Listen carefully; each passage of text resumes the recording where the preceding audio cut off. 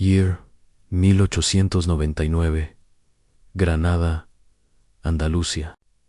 On the slopes of Albaicín, where jasmine flowers climbed over whitewashed walls and the bells of the Alhambra marked the hours of silence, there lived a woman whose name is still spoken in whispers, Doña Catalina Romero de los Santos, widowed 20 times, married 20 times, and every night, when the stars appeared over Sierra Nevada, she slept hugging death, not with memories of the dead, but with the dead themselves.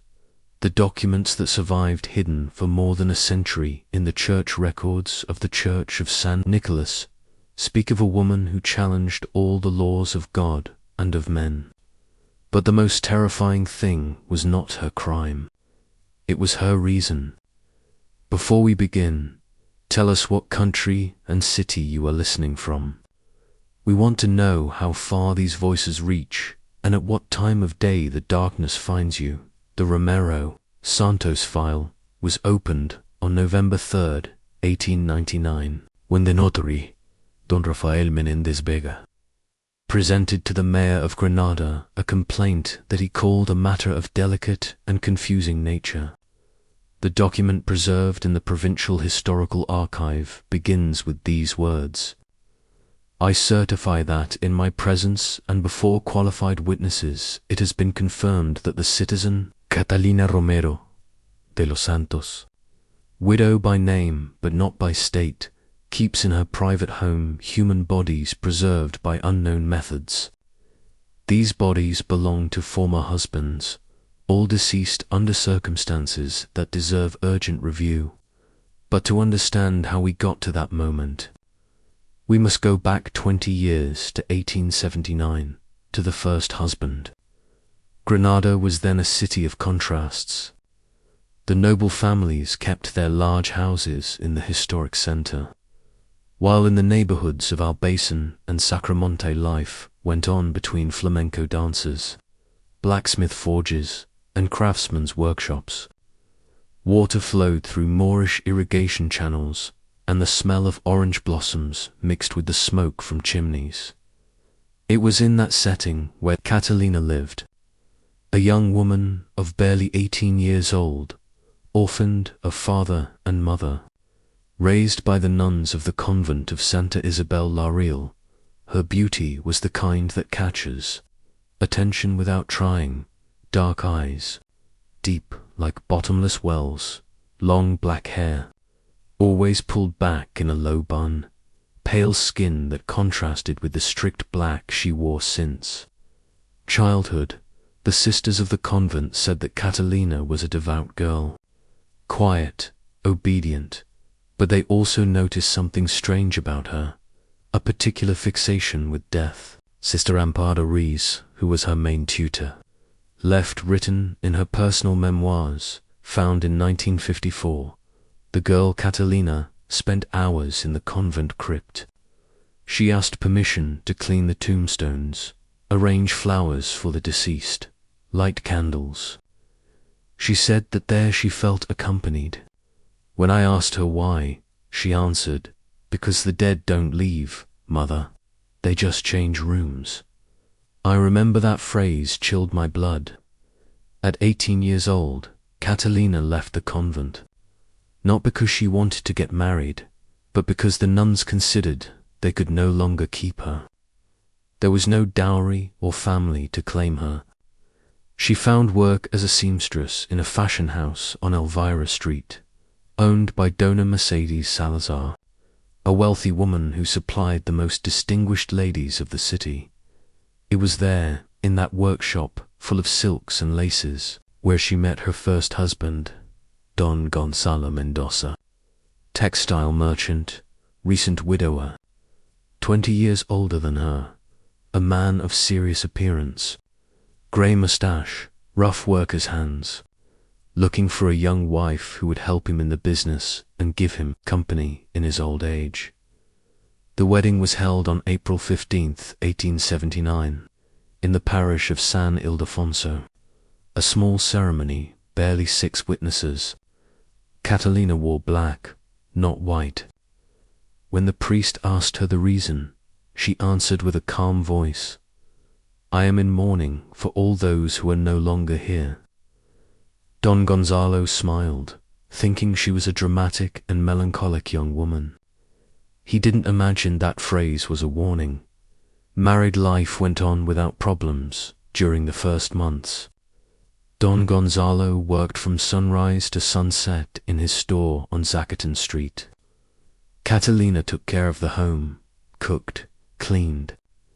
The neighbors commented that she was an exemplary wife, quiet, hard-working, but they also noticed something disturbing. She never smiled, not even when her husband gave her fine fabrics or when he took her for walks on the Salon Promenade. Don Ildefonso Vargas, scribe who lived on the upper floor of the same building, left a testimony that was found decades later. The lady was of few words, but what caught my attention most was her gaze. She looked at her husband like someone looking at an hourglass, as if she were measuring the time he had left. On October 7th, 1879, barely 6 months after the wedding, Don Gonzalo woke up dead in his bed. The family doctor, Dr. Emilio Sanz Robles, certified natural death by heart failure. Don Gonzalo was 58 years old and had a history of heart ailments. No one suspected anything.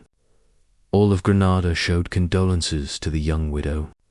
But what no one saw was what happened after the burial. Catalina, according to the customs of the time, had to keep strict mourning for at least 1 year. She locked herself in the house she had shared with Don Gonzalo. She refused visits, only opened the door to receive provisions that the shopkeeper left on the threshold. The neighbor women whispered that grief had consumed her, that the poor girl had gone mad with sadness. What they didn't know was that Catalina was not alone. Doña Remedios Ortega, a curious neighbor who lived across from the house, left recorded in a private letter to her sister in Malaga, "Dear sister, I write to tell you something that keeps me from sleeping. The widow has not left her house for 3 months, but every night, around 11 o'clock, a light turns on in her bedroom, and sometimes, when the silence is absolute, I would swear to hear voices as if she were conversing with someone, but no one enters or leaves that house. Who is she talking to?" The answer to that question would not come until 20 years later, when everything came to light. Catalina's mourning lasted exactly 1 year. On October 8th, 1880, 1 day after the first anniversary of Don Gonzalo's death, the widow appeared in the Bibrambla Square, dressed in black, but with a lifted veil. She walked with firm steps toward the notary office of Don Rafael Menendez. That same day she entered into civil marriage with her second husband, Don Sebastian Navarro Luna, carpenter of 42 years, bachelor, without family, a simple man who had met Catalina when he went to repair a door at her house weeks earlier. The witnesses of the wedding commented that the ceremony was strangely brief. Catalina barely spoke a word, signed the register with a firm hand, and left on the arm of her new husband without showing any emotion. Don Sebastian was a happy man, hard-working, loved in the neighborhood. The neighbors celebrated that the young widow had found happiness again. But that happiness lasted barely 9 months. On July 3rd, 1881, Don Sebastian Navarro woke up dead. This time the doctor certified death by acute pneumonia. The summer had been hot, but the nights were still cool in Granada. Don Sebastian worked with wet wood, breathed in sawdust, everything fit. Catalina cried at the burial, silent tears that ran down her pale face. She returned to lock herself in her house, again refused visits, and when she completed the year of mourning, she married again, third husband, Don Felipe Romero Castaño Shoemaker, of 50 years. Widower with 3 adult children who lived in Madrid. They married in December 1882. Don Felipe died in August 1883. Cause domestic accident, fall down the stairs with head trauma. Fourth husband, Don Antonio Jimenez Galvis, livestock dealer, 47 years old. They married in September 1884. He died in April 1885. Cause typhoid fever. Fifth husband, Don Eduardo Sanchez, para school teacher, 55 years old. They married in May 1886. He died in January 1887. Cause tuberculosis, and so on, one after another. Each year a new husband, each year a new death. Each death certified by different doctors with different causes, all apparently natural. But in Granada, a small city where everyone knows each other, the rumors began to grow like ivy over old walls. In the taverns of Albaicín, the men spoke in low voices. They said that Catalina was a black widow, that her husbands were cursed from the moment they said "I do." The most superstitious women whispered that the girl had made a pact with the devil, that each marriage was a sacrifice, that she sold the souls of her husbands in exchange for something only she knew. But no one dared to accuse her openly. The doctors signed legal death certificates. The burials were celebrated with all the rites of the church. Catalina inherited the modest goods of each husband, but never seemed to live in abundance. Her house remained the same, small, dark, with curtains always closed. By 1890, Catalina had had 11 marriages, 11 widowhoods, 11 burials. She was barely 30 years old, and her face was still young, but her eyes seemed to have aged centuries. It was then that the parish priest of San Nicolas, Don Justino Herrera Molina, decided to intervene. He summoned Catalina to his office. According to the notes he left in the parish archive, the conversation was brief and disturbing. I asked her directly if she was aware of the frequency with which she was widowed. She looked at me with those bottomless eyes and answered, "Father, we are all destined to die." I just accompanied them in the passage. I told her that 11 dead husbands in 11 years was not natural. She smiled for the first time I had seen her smile and said, "Father, isn't love eternal? I care for mine forever." Those words froze my soul. When I asked her what she meant, she got up and left. She never came to confession again. The following years brought more husbands, the 12th, the 13th, the 14th, men of different ages, trades, origins. All shared two characteristics.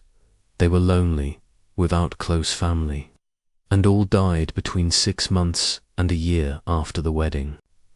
By 1898, Catalina had buried 19 husbands. Her reputation was already legendary in Granada. Young men crossed the street when they saw her pass. Fathers warned their sons, "Don't go near the widow Romero. She is death, dressed as a woman." But in April 1899, a man arrived in Granada from Seville, Don Adolfo Montilla Ribera Rodenger, 43 years old, widower, without children, new to the city. No one had warned him about Catalina. They met in the Plaza Nueva.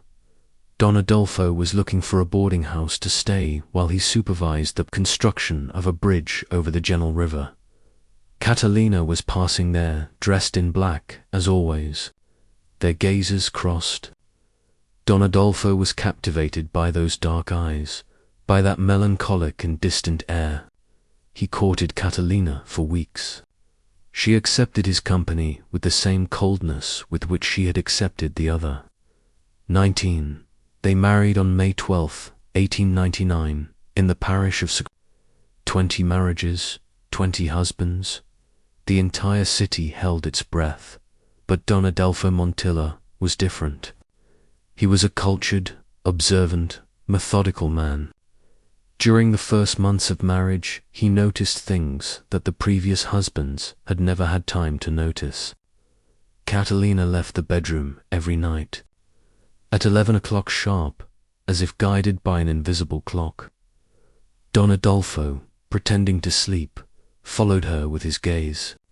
She crossed the hallway, opened a door that was always locked. The door to the large room, the one she called the Room of Memories. And inside there, for hours, Catalina remained. Don Adolfo could hear her voice. She spoke with someone or several people.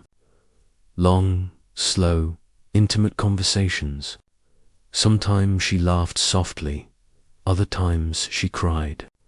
But when Don Adolfo asked in the morning, Catalina answered evasively, "They are just my prayers, dear. I pray for the souls of those who are no longer here." Don Adolfo's curiosity grew until it became an obsession. One night in October, when Catalina went out to buy oil at the corner store, he took the bunch of keys that his wife kept in a secret drawer of the closet.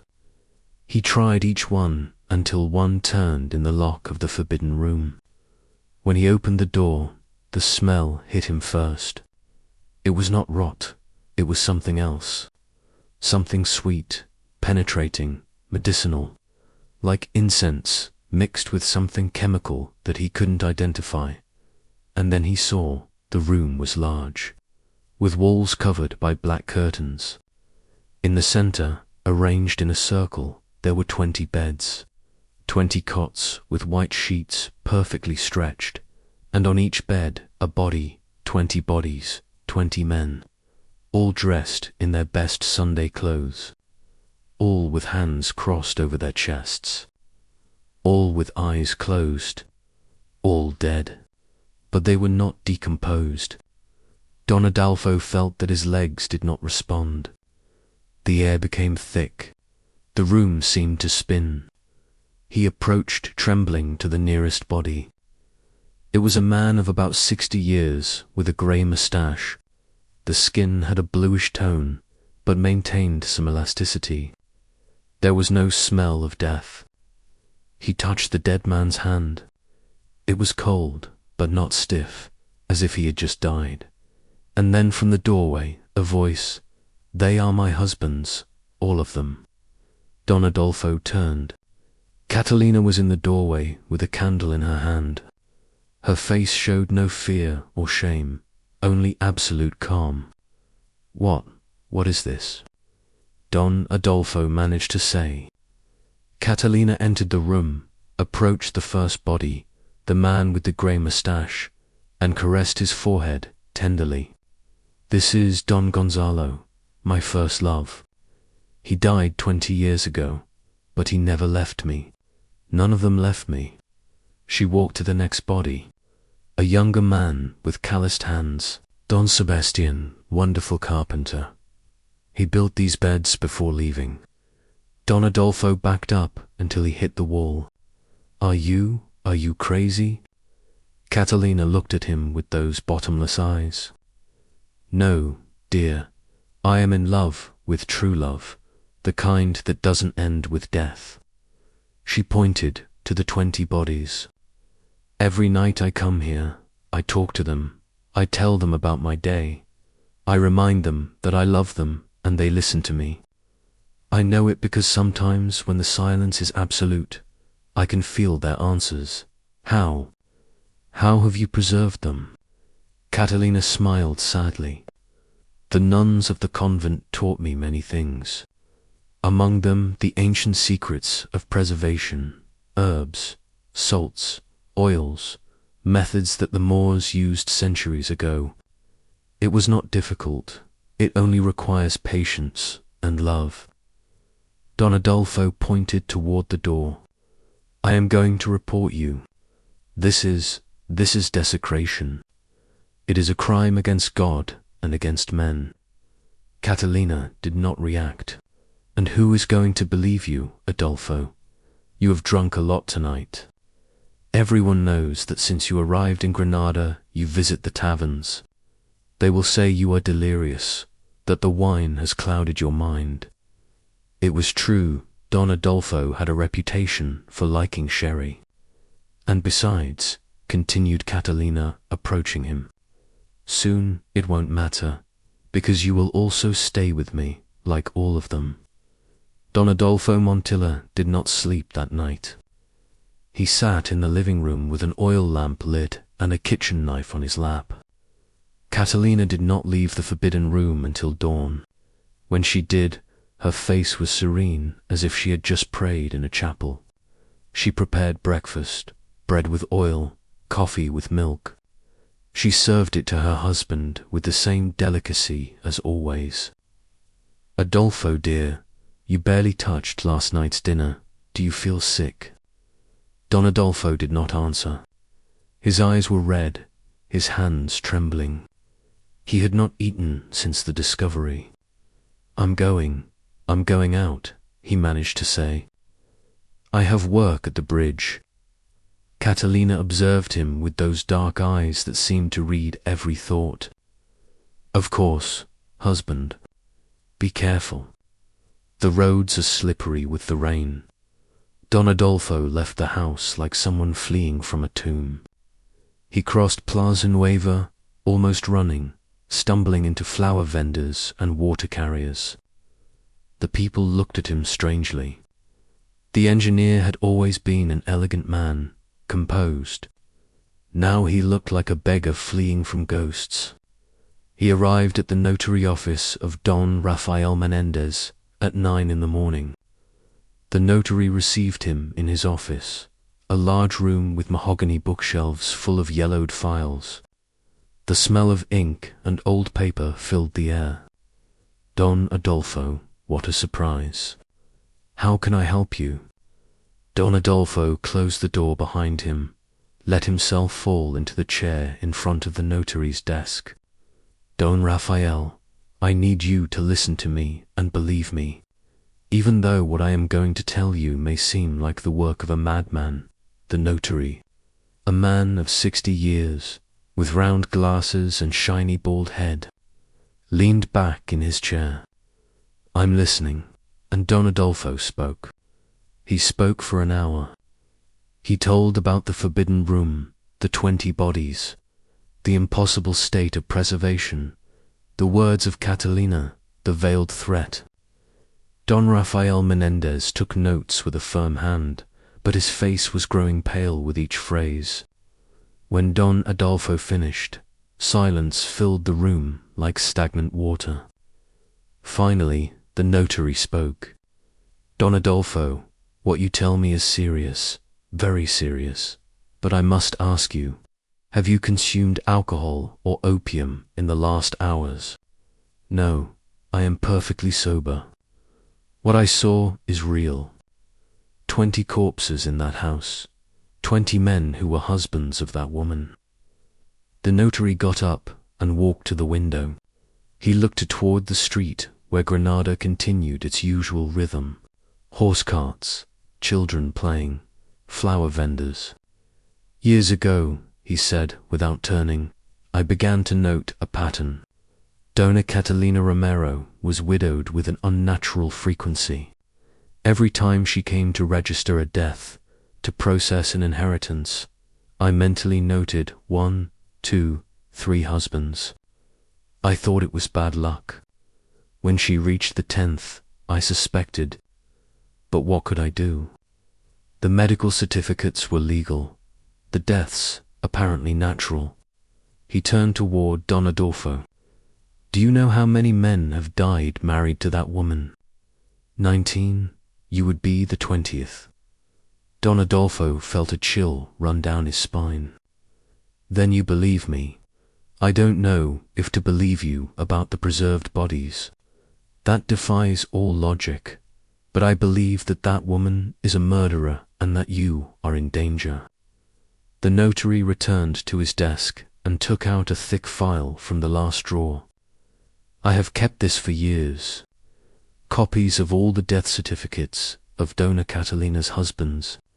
Look at the causes of death: heart failure, pneumonia, fall, typhoid, tuberculosis, food poisoning, stroke. all different, all believable, but all occurred between 6 months and a year after the marriage. He spread the papers on the desk. 20 documents, 20 deaths. I have spoken with some of the doctors who signed these certificates. They all agree on one thing. The symptoms that the deceased presented in their last days were strange: extreme weakness, bluish paleness, slow but stable pulse. And all, absolutely all, said they felt watched in their own homes. Don Adolfo read the documents with trembling hands. Names, dates, causes, a meticulous record of 20 tragedies. Why have you not reported this before? Don Rafael took off his glasses and rubbed his tired eyes, because without evidence, what could I say? That a woman kills her husbands in ways so different that they never leave a trace. The mayors change, the judges are corrupt or indifferent, and Granada is a small city. Catalina Romero is peculiar, yes, but no one has seen her commit a crime until now. Exactly. If what you tell me is true, if those bodies exist, we have the proof we need. Don Rafael got up with renewed determination.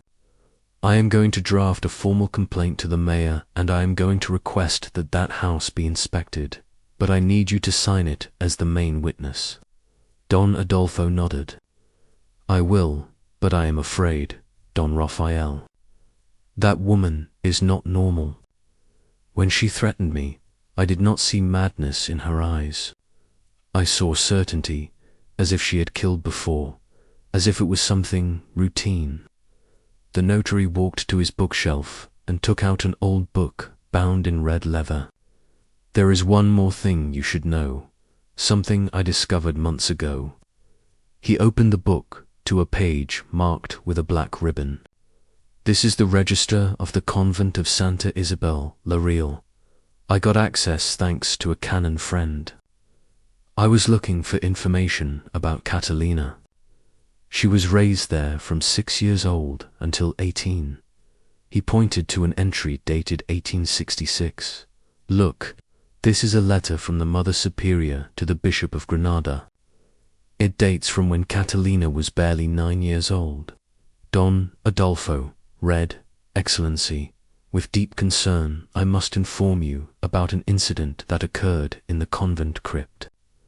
The girl Catalina Romero was found at midnight next to the coffin of Sister Mercedes, recently deceased. The miner had forced open the coffin and was having a conversation with the corpse as if it could answer her. When interrogated, the girl stated with naturalness, I just wanted her not to feel alone, mother. The dead also need company. I request your advice on how to proceed with this creature who shows signs of mental disturbance or possession. The silence that followed was dense, heavy. And what did the bishop do? Asked Don Adolfo. Nothing. He ordered that she be watched, but they did not expel her. The convent received a monthly pension for her maintenance, money that came from an inheritance from her deceased parents. Catalina was a source of income, so the nuns kept her, although with suspicion. Don Rafael turned several pages, but there is more. Look at this other letter written 10 years later by Sister Amparo Ruiz, her main tutor. Don Adolfo read, the young Catalina has developed a morbid interest in the preservation techniques of bodies that are practiced in the East. She has obtained forbidden books about Egyptian embalming and Arab mummification methods. When we ask her where she gets these readings, she answers evasively, we have found in her cell jars with strange liquids and herbs that she cultivates in secret. The girl is intelligent, but her soul is sick. We recommend her exit from the convent before she infects the other novices with her heretical ideas. Don Adolfo closed the book. His face had lost all color. So, she has been planning this since childhood. Apparently, yes.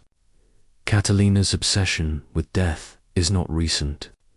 It is something she has cultivated for decades, and now she has found a way to practice it. The notary returned to his desk and began to draft the complaint with firm handwriting. I am going to present this to the mayor today, but Don Adolfo must promise me something. What? Do not return to that house. Not tonight. Find lodging at an inn. Do not eat or drink anything that she prepares for you. And if you feel any illness, any weakness, go immediately to the Royal Hospital. Don Adolfo nodded. Do you think she is poisoning me? I think all her husbands died in different ways because she was experimenting, testing poisons, doses, methods, learning to kill without leaving obvious trace. And I think you are next. That afternoon, Don Rafael Menendez presented his complaint to the mayor, Don Emilio Vasquez Romero.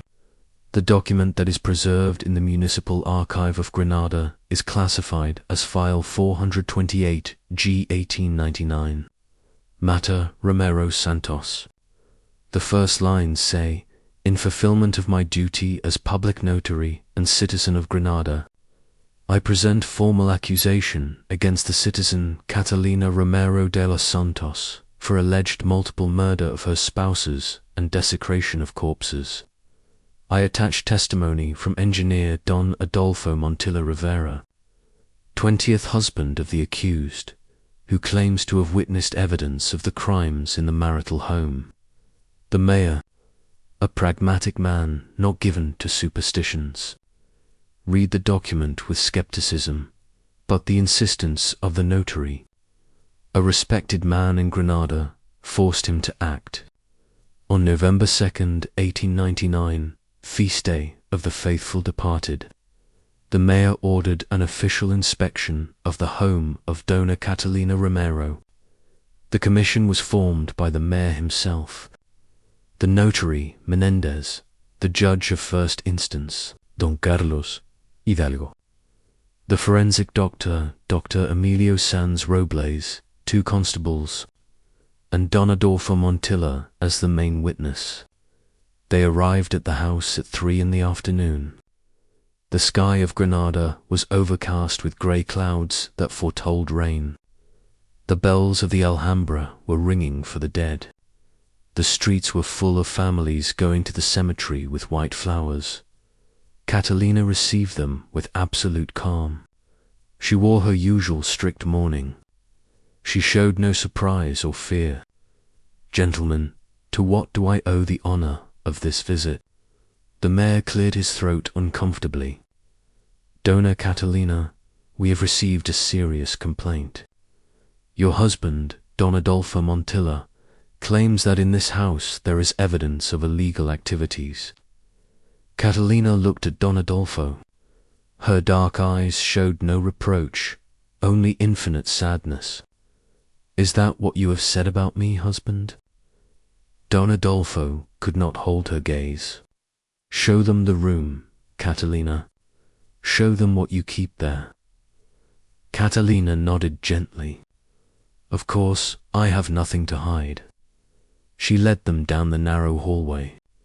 The smell of incense grew stronger with each step. The constables had their hands on their clubs. The forensic doctor carried his black bag. Everyone walked with the tension of those expecting to see something horrible. Catalina stopped in front of the door of the large room. She took from her sleeve a golden key tied to a black cord. Before opening, she said with a calm voice, I must explain something to you. What you are going to see may seem disturbing to you, but I ask that you understand. Everything I have done has been for love. True love does not die with the body. Love transcends.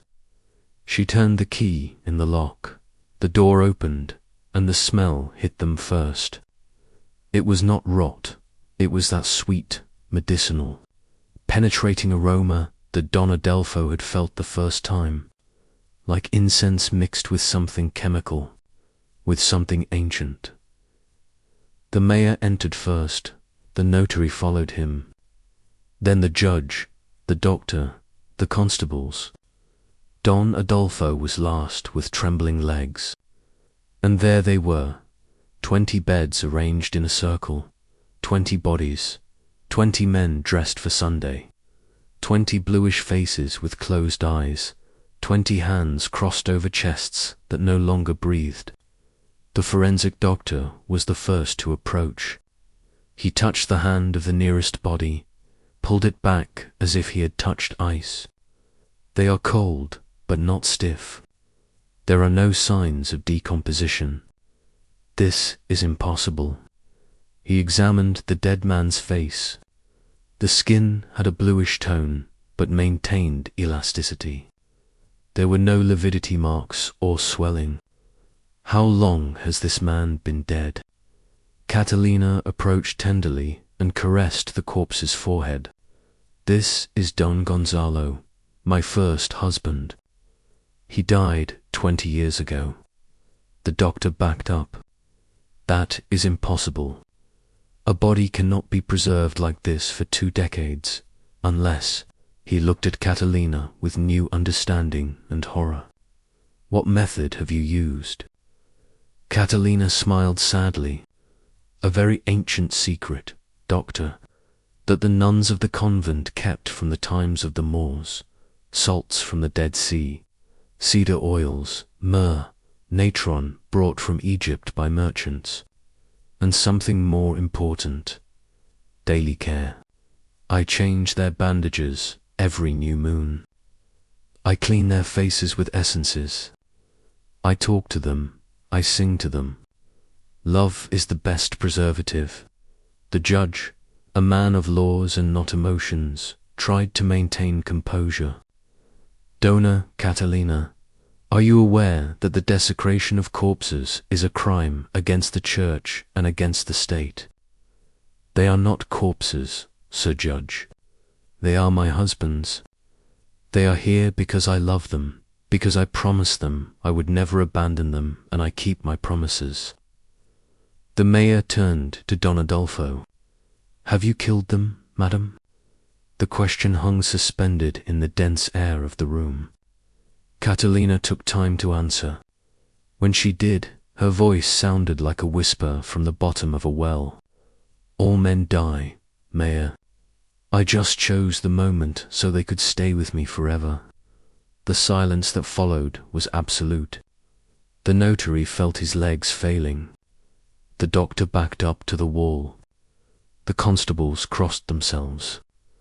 Don Adolfo closed his eyes, confirming his worst fear. Catalina had confessed with calm, with naturalness, like someone admitting to having cooked lunch. I killed them, she continued with a calm voice, one by one, with patience, with love. Each one of them died in my arms, looking into my eyes. And I promised them they would never be alone, that I would care for them in death, as I had done in life. She knelt next to Don Gonzalo's bed, her first husband. This one took 3 months. The poison was slow, extracted from the yew tree that grew in the convent garden. Every night a drop in his wine, until one day he simply fell asleep and didn't wake up. She walked to the next bed. Don Sebastian was faster. Poisonous mushrooms mixed with normal ones. He died in 2 weeks, but it was painful. After him, I learned to use more merciful methods. She walked around the circle of beds, naming each dead man. Remembering how she had ended each life, the mayor, regaining his composure, made a sign to the constables. Arrest her. In the name of the law, Doña Catalina Romero is detained for the murder of Hicunta. The beds mentally. 19 men. 20, corrected Catalina gently. She pointed to an empty bed, the last one with white sheets freshly made. That one is for Don Adolfo, my 20th husband. He still has a few weeks left. The arsenic I've been putting in his coffee acts slowly, but it is inevitable. Don Adolfo felt the world crumbling under his feet. How long? 3 months, answered Catalina. Since our wedding night you are weak, right? Tired, pale. Soon you will feel cold in your bones, and one night you will simply stop waking up. Then I will bring you here. I will dress you in your best suit, and we will sleep together every night. You in your bed, me in mine forever.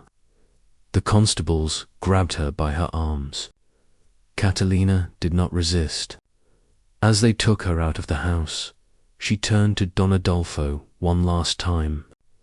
Don't be sad, husband. Soon you will be at peace, and never, never will you be alone. Catalina Romero's arrest shocked Granada. In less than 24 hours, the news spread like fire through the city, the squares, the markets, the taverns. People only talked about one thing, the Black Widow of Albaicín, who kept 20 corpses in her house. 20 embalmed husbands, 20 perfect crimes. The local newspapers jumped on the story with veracity. The Defender of Granada published on November 4th, 1899, a headline that was engraved in the collective memory. The Eternal Widow, woman confesses 20 murders for love. The article, signed by journalist Antonio Galvez Moreno, said, Granada has been witness to the most disturbing criminal case in its modern history. A woman of delicate appearance, of gentle manners and calm voice, has admitted before the authorities having caused the death of 19 husbands over 2 decades. Her motive was not greed or revenge. It was something much more disturbing, the desire to keep them beside her forever. The bodies, preserved through Oriental techniques that defy medical understanding, remained in her home as in a private mausoleum. The accused Doña Catalina Romero de los Santos shows no remorse. In her confession, she repeated a chilling phrase: true love does not end with the last breath. Catalina was confined in the cells of the city hall, awaiting trial. She requested no lawyer. She did not try to flee. She did not cry or beg. She remained sitting in her cell with her hands folded on her lap, looking toward the small window from where she could see the towers of the Alhambra. The jailer, a man named Sebastian Morales, left recorded in his personal diary something that disturbed him for years. The prisoner Romero does not sleep. I have passed in front of her cell at all hours of the night. She is always awake, sitting in the same position and talking. She whispers names, 20 names of men. She repeats them like a litany, like a rosary. Sometimes she smiles, other times she cries silently, but she never stops. It is as if she were maintaining conversations with people who were not there. Meanwhile, Don Adolfo Montilla was fighting for his life. Dr. Sanz Robles, after analyzing his blood and urine, confirmed the presence of arsenic. The engineer had been poisoned for 3 months. The damage was considerable. They admitted him to the Royal Hospital of Granada. For days, his body fought the poison. Vomiting, extreme weakness, hair loss, tremors. The doctors administered emetics and activated charcoal. They gave him milk to drink constantly to neutralize the toxin. The notary Menendez visited him every afternoon. He brought him news from outside of the uproar the case had caused. The entire city talks about her, he told him one afternoon. Some call her a monster, others crazy. But there are those who say she was a woman in love who did not know how to love any other way. Don Adolfo, weak but conscious, shook his head. She was a demon, Don Rafael, a demon with a woman's face or a woman with a broken soul. I have been investigating more about her childhood, the records from the orphanage where she lived before the convent. Her story is tragic. He took out some papers from his briefcase. Catalina was not always an orphan. Her parents died when she was 6 years old, but not from disease or accident. It was a murder.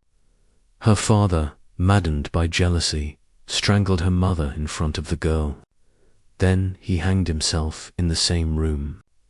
Catalina spent 2 days locked up with the corpses until neighbors broke down the door. Don Adolfo closed his eyes. The horror of that image.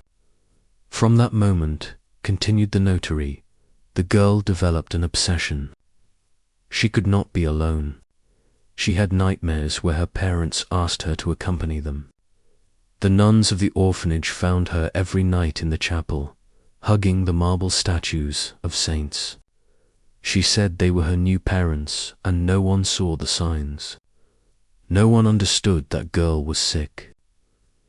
We are in 1899, Don Adolfo. 20 years ago, when Catalina was young, psychiatry barely existed. The insane were locked up in asylums or convents. No one understood that trauma can break a soul forever.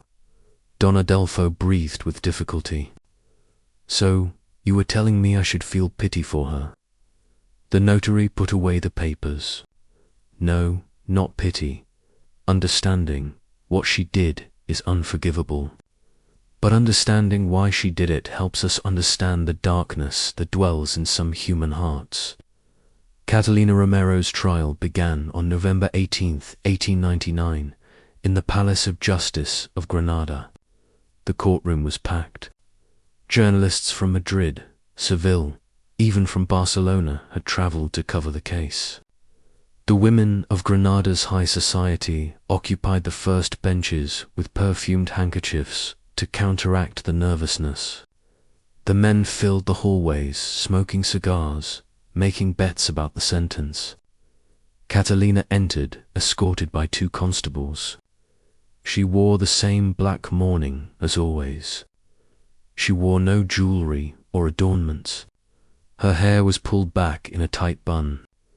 She walked with a straight back, her head high. She did not look at the audience. Her eyes fixed on a distant point, as if she could see something no one else saw. The presiding judge was Don Carlos Hidalgo, a man of 65 years, veteran of criminal cases, but he had never faced anything like this. Doña Catalina Romero de los Santos, he began with a grave voice. You were accused of 19 charges of premeditated murder by poisoning. How do you plead? Catalina stood up. Her voice when she spoke was clear and calm, without an atom of fear. Guilty, Your Honor, of each and every one. A murmur ran through the courtroom. The judge struck his gavel. Are you aware of the gravity of this confession? Yes, Your Honor, I am aware. And you admit that you killed 19 men intentionally. Catalina bowed her head. I loved them, Your Honor. And when one truly loves, one cannot bear separation. Death is a door. I just helped them cross it, so they could stay with me. The prosecutor, Don Leopoldo Reis Jimenez, stood up indignant. Your Honor, the accused is trying to justify her crimes with cheap philosophy. This woman is a cold, calculating murderer who killed in cold blood for 20 years. Catalina looked at him with those dark, bottomless eyes. It was not cold blood, Mr. Prosecutor. It was burning love, so burning that it could not be extinguished by death. The prosecutor presented the evidence, the 20 death certificates, the testimonies of neighbors who had seen men enter that house and never leave, the forensic doctor's report on the preserved bodies, the toxicological analysis of Don Adolfo which revealed slow and deliberate poisoning. Each piece of evidence was more damning than the previous, but Catalina did not try to defend herself. She nodded to each accusation like someone listening to the reading of a family recipe, when it was her turn to speak. The judge offered her an opportunity. Doña Catalina,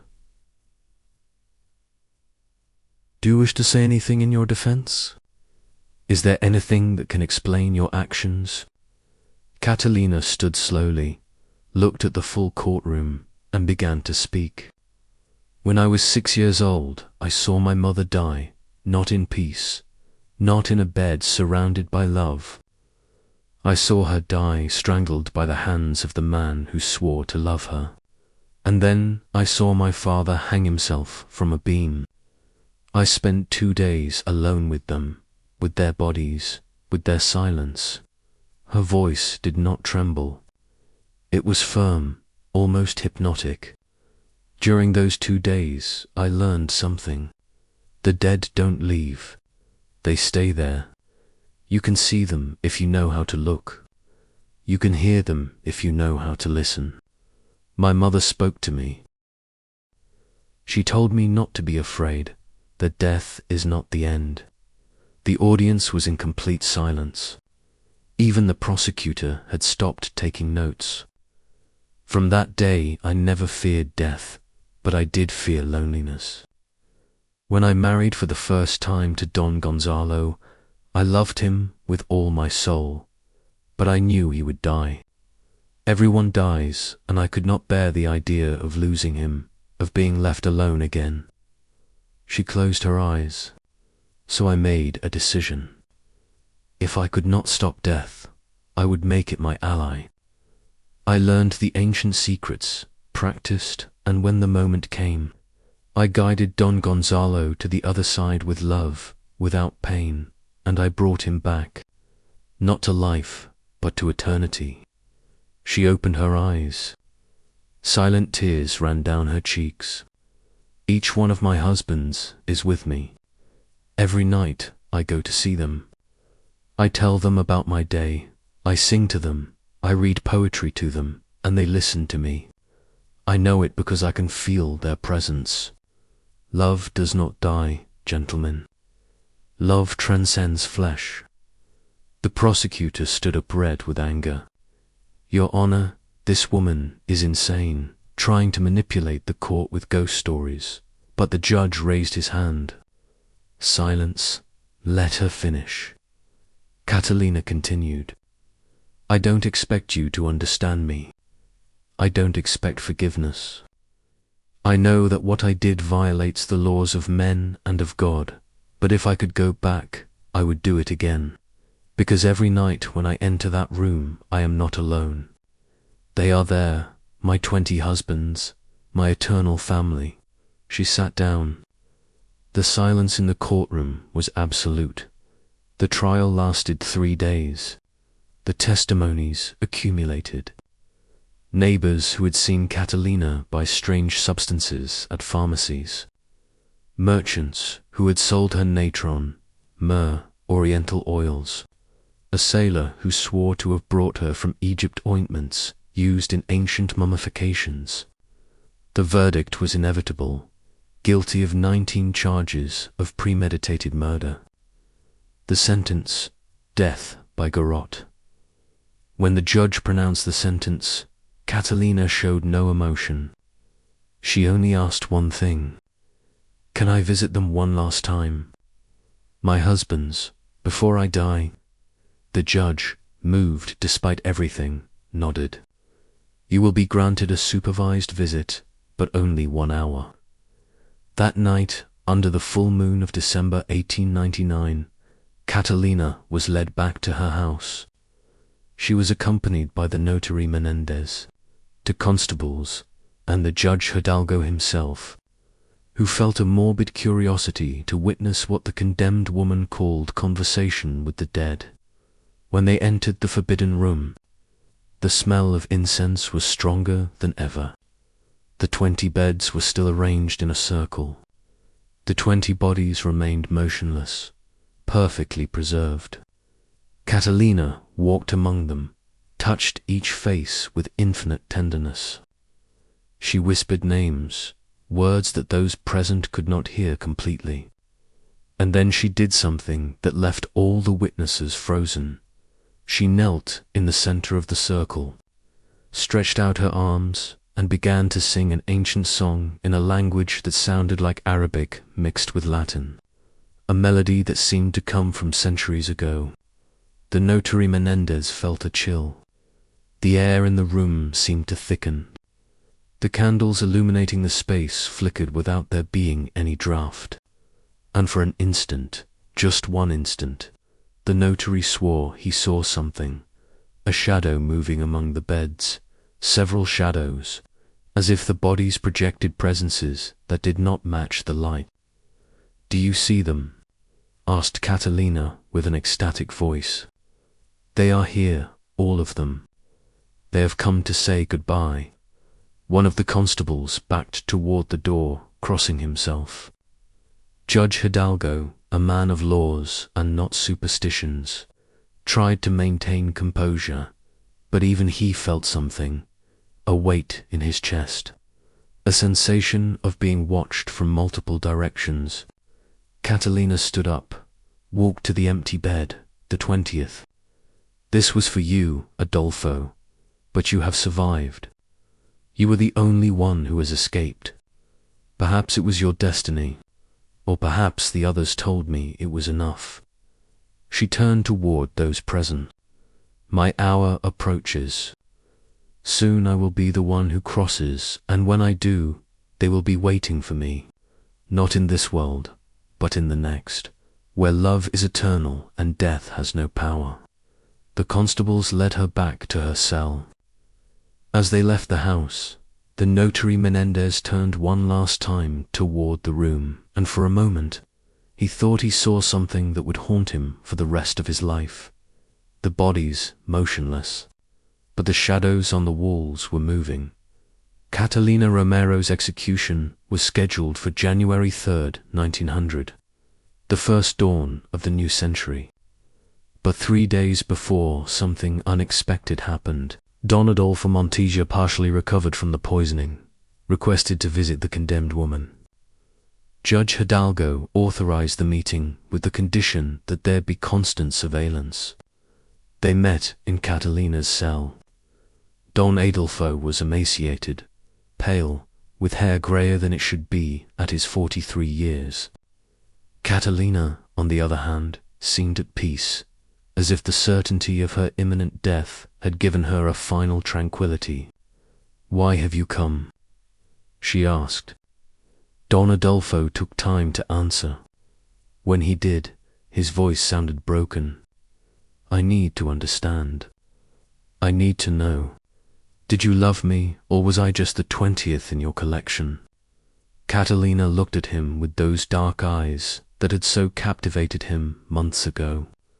"I loved you, Adolfo, as I loved all of them, but you were special. You were the last, the perfect number, 20 full moons of love, 20 complete cycles, but you were going to kill me. I was going to free you from pain, from old age, from loneliness, and you were going to stay with me forever, young, handsome, eternal." Don Adolfo felt a mixture of horror and strangely understanding. "You are crazy."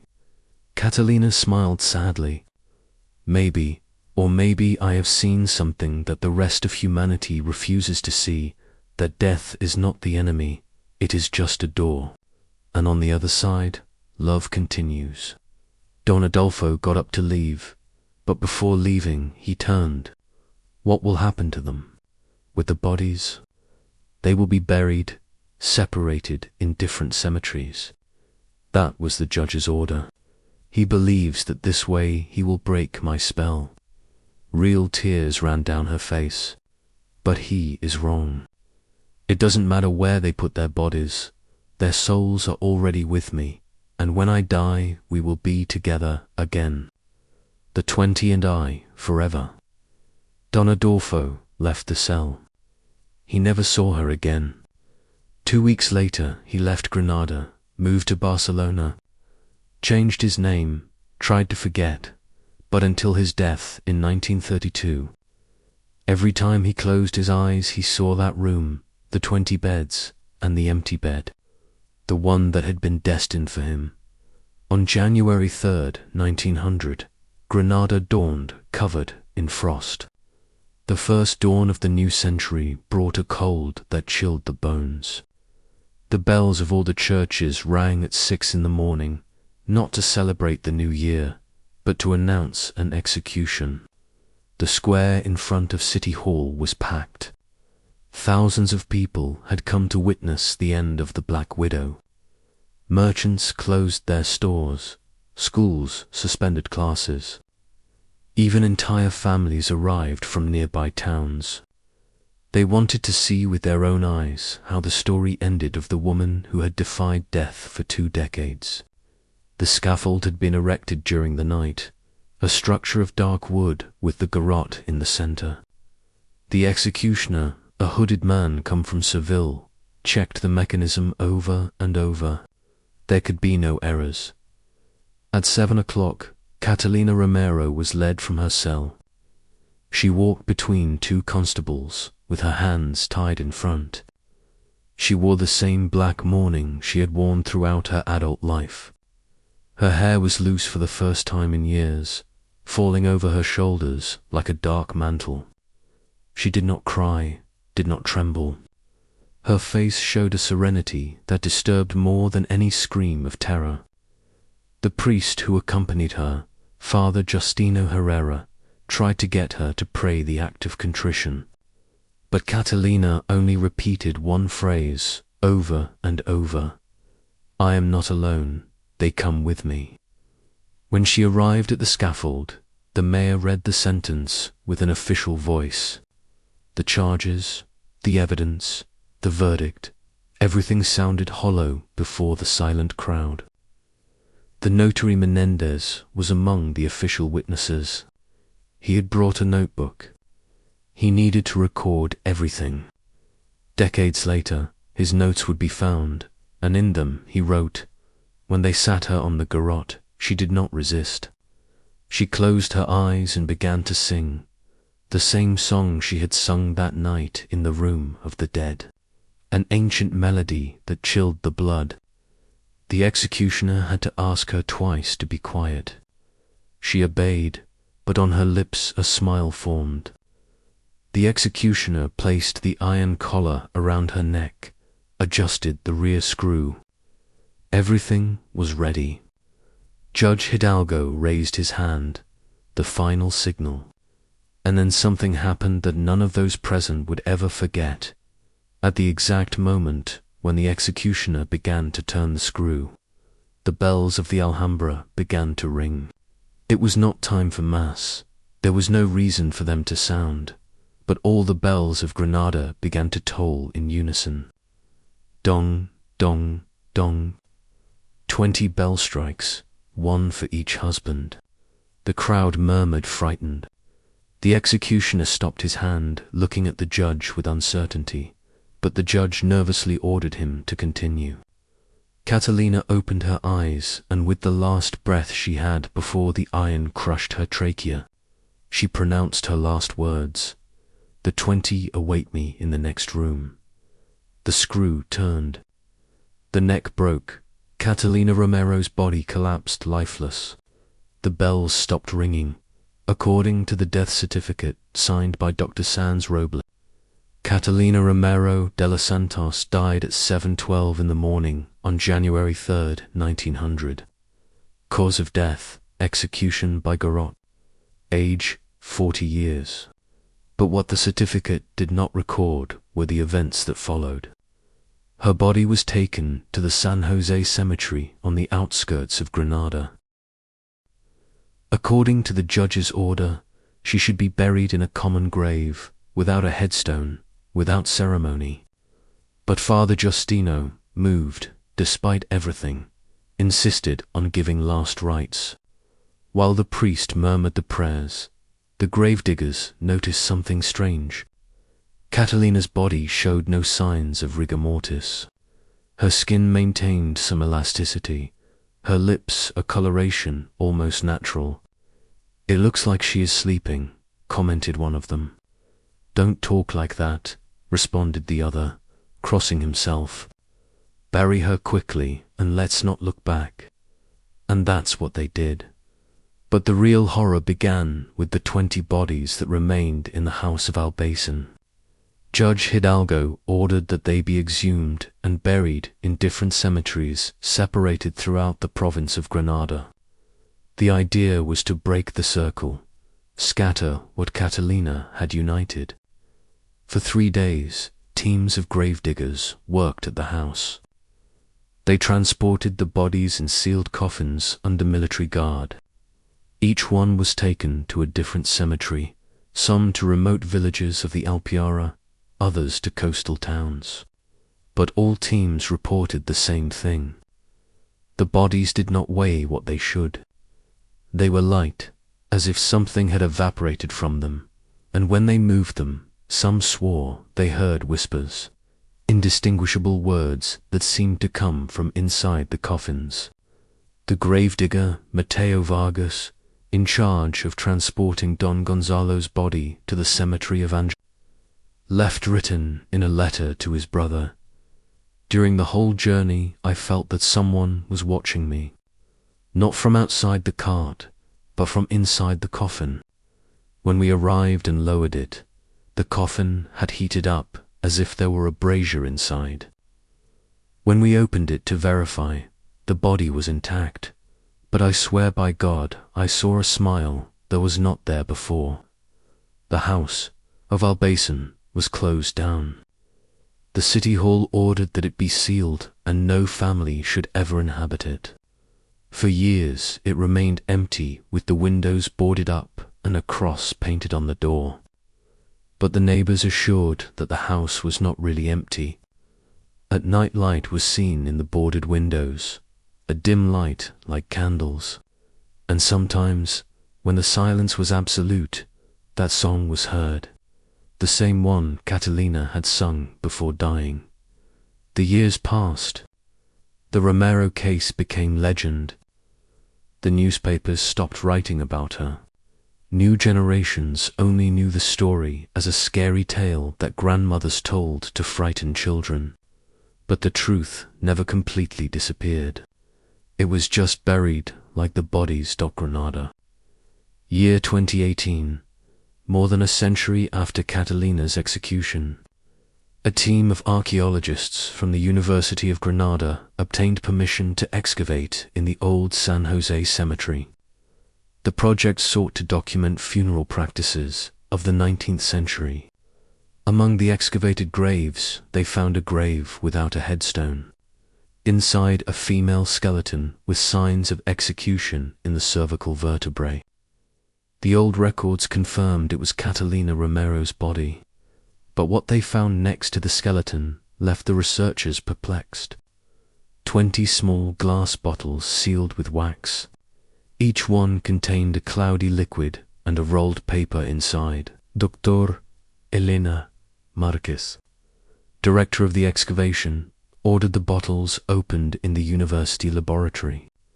When they did, they discovered something disturbing. The papers were letters, 20 letters written in 19th century handwriting, each one addressed to a different name, the 20 names of Catalina's husbands. But the most disturbing thing was the content. The letters had been written from prison during the days before her execution, and all said the same thing. Wait for me. I won't be long. When the bells ring 20 times, I will know it is time. Cross without fear. On the other side, we will be together again. Love does not end with the last breath. Love is the door that never closes. Dr. Marquez published an academic article about the finding, but omitted a detail she only confided to her personal diary. When we opened the bottles, the liquid was still wet. After more than 100 years buried, it should have evaporated, but it didn't. And when we analyzed the content, we discovered it was not water, it was tears. Human tears mixed with essential oils, myrrh, cedar, and something else we could not identify, something that preserves, something that maintains. The discovery generated interest in the paranormal community. Investigators of unexplained phenomena began to trace the cemeteries where the 20 husbands of Catalina had been buried, and they discovered something chilling. 19 of the 20 graves were empty. The coffins were still there, sealed, without signs of desecration. But when they opened them, there were no bodies, only earth. And at the bottom of each coffin, carved in the wood, the same symbol, a circle with 20 radiating lines. The only body that remained in its grave was Don Gonzalo, the first husband. But his skeleton showed something anomalous. The bones had a bluish patina, a blue tone that did not correspond to any known decomposition process. In 2020, an independent documentary titled The Eternal Widow tried to reconstruct Catalina's story. The production team traveled to Granada and requested permission to film at the old house in Albaicín. The house, after more than a century abandoned, had been acquired by the city hall to convert it into a museum. During renovation, the workers found something in the basement, a hidden room that did not appear in the original plans. Inside that room there was an altar, 20 candles arranged in a circle, and in the center an old mirror covered with black cloth. When the restorers removed the cloth, the mirror did not reflect the room. It reflected something else, a different room with 20 beds, and on those beds blurry shapes that looked like bodies. The restoration team abandoned the work. To this day, the house remains unopened to the public, officially due to structural problems, unofficially because no one wants to go in there. The current neighbors of Albaicín, many of them descendants of the same families who lived there in 1899, continue telling stories. They say that on certain January nights, especially on the 3rd, that song is heard, the ancient melody that Catalina sang. And some, the oldest ones, those who know the stories that are not told aloud, claim something more, that sometimes, when the moon is full, a female figure dressed in black can be seen walking through the streets of Albaicín. She casts no shadow, makes no sound. She just walks as if searching for something or someone. An anonymous witness interviewed in 2022 for a podcast of urban mysteries related, "I live across from where her house was. One night of insomnia, around 3 in the morning, I looked out the window and saw her. A woman in black standing in front of the boarded door. She had long, loose hair. Don't ask me how I know, but I knew it was her. She stayed there for minutes. Then she raised her hand as if greeting someone, as if in that house there were people waiting for her. And then she simply vanished. She didn't walk, she didn't leave, she dissolved into air. I have not looked out that window at night again." The historical archives of Granada keep the complete file of the Romero Santos case. 800 pages of testimonies, evidence, letters, drawings, all perfectly catalogued. But there is a final document that few know about. It was added to the file in 1945 by an anonymous archivist. It is a handwritten note, unsigned, in 1944. During the renovation of San Jose Cemetery, my grandfather worked as a gravedigger. He told me that when passing by the grave where Catalina Romero was buried, the earth was always warm. In the middle of winter, with snow covering the headstones, that area remained without frost, as if something beneath the earth generated heat. The gravediggers avoided walking there. They said that if you stopped over that grave and kept silence, you could hear 20 voices whispering in unison, 20 male voices and one female that led them like a choir. Today, the story of Catalina Romero is known throughout Spain, but in Granada she is remembered with a different nuance. Not as a murderer, not as a madwoman, but as a reminder. A reminder that love can be the most beautiful force in the universe, but also the darkest. That the desire not to be alone can become obsession, and that obsession, when mixed with intelligence and patience, can create monsters. Experts in criminal psychology have studied the case. They classify it as an extreme example of abandonment disorder combined with symbolic necrophilia and delusions of immortality. They explain that Catalina never overcame the trauma of seeing her parents die, that she developed a pathological defense mechanism. If she preserved the bodies, death was not real, but there is something science cannot explain, something the documents record, but that no one wants to investigate too deeply. The 19 bodies that disappeared from their graves were never found. No desecration was reported, no theft. The coffins remained sealed since 1900, and yet they were empty. Where did they go?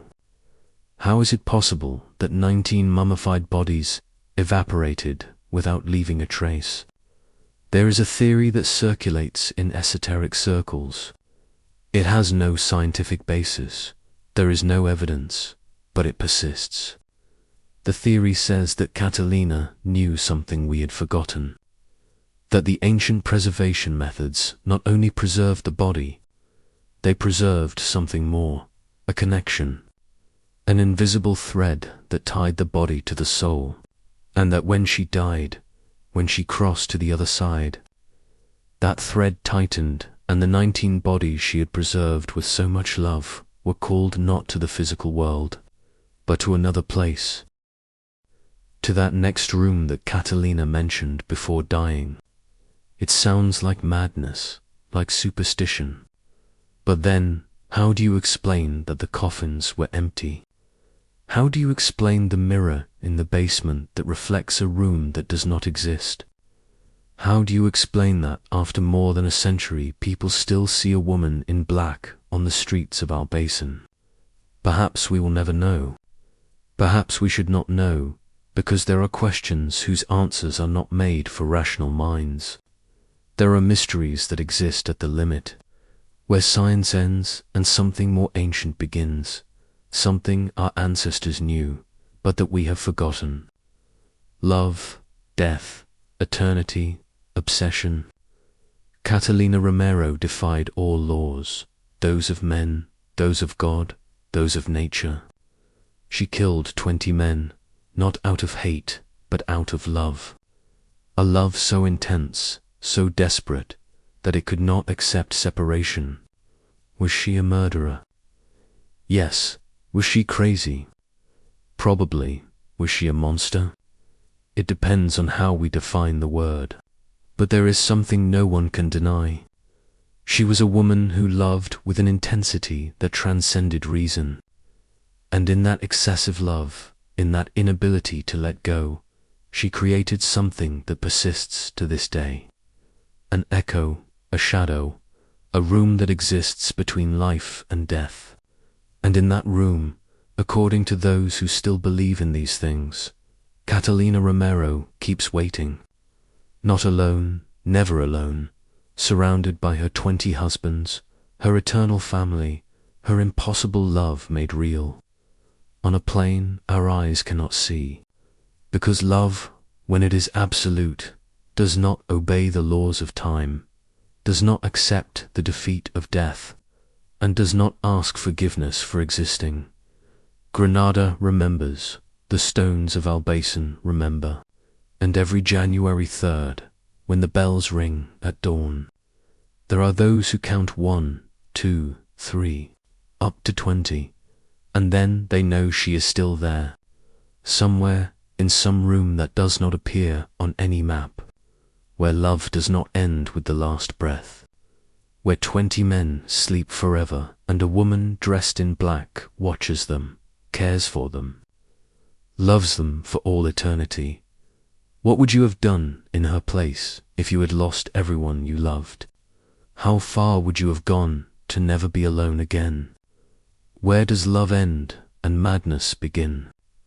Leave it in the comments and subscribe for more real stories that should never have left the archives.